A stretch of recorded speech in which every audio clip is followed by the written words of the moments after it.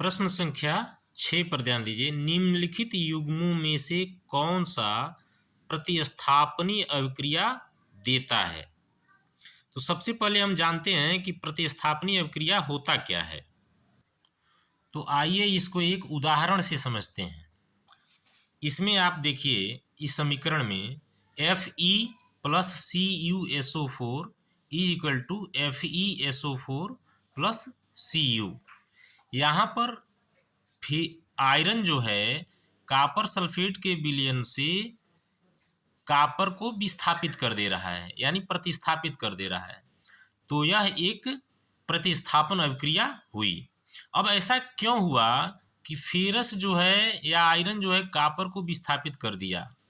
ऐसा इसलिए हुआ कि सक्रियता श्रेणी में जब आप धातुओं की सक्रियता श्रेणी को देखते हैं तो उसमें कॉपर से ऊपर Fe है, यानी आयरन जो होता है कॉपर से ज़्यादा सक्रिय धातु है।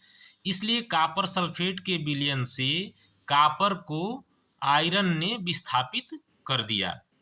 तो यह अभिक्रिया, यानी कोई भी धातु जब प्रतिस्थापन अभिक्रिया तभी होती है जब एक धातु जो है ज़्यादा सक्रिय हो और दूसरी धातु जो कम सक्रिय है उसका कोई विलयन हो, तो उससे विस्थापित करने के लिए उससे ज़्यादा सक्रिय धातु की आवश्यकता होती है। तो इस उदाहरण में कॉपर से ज़्यादा सक्रिय धातु कौन सा है?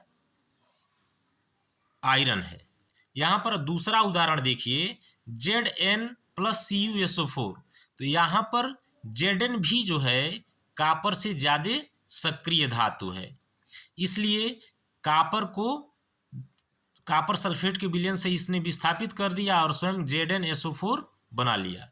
उसी तरह से लेड को देखिए आप, इस उदाहरण में लेड प्लस CuCl2।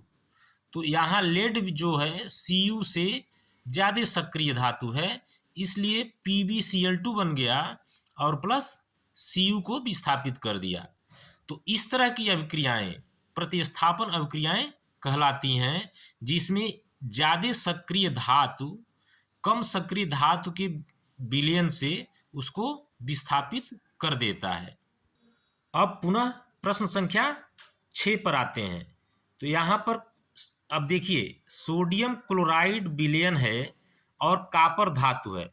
तो क्या कॉपर धातु सोडियम को विस्थापित कर देगा? नहीं करेगा, क्योंकि सोडियम ज़्यादा सक्रिय धातु है कॉपर की अपेक्षा। उसी तरह से मैग्नीशियम क्लोराइड विलयन में एल्यूमिनियम धातु जो है मैग्नीशियम को विस्थापित नहीं कर सकता, क्योंकि एल्युमिनियम जो है मैग्नीशियम की अपेक्षा कम सक्रिय धातु है।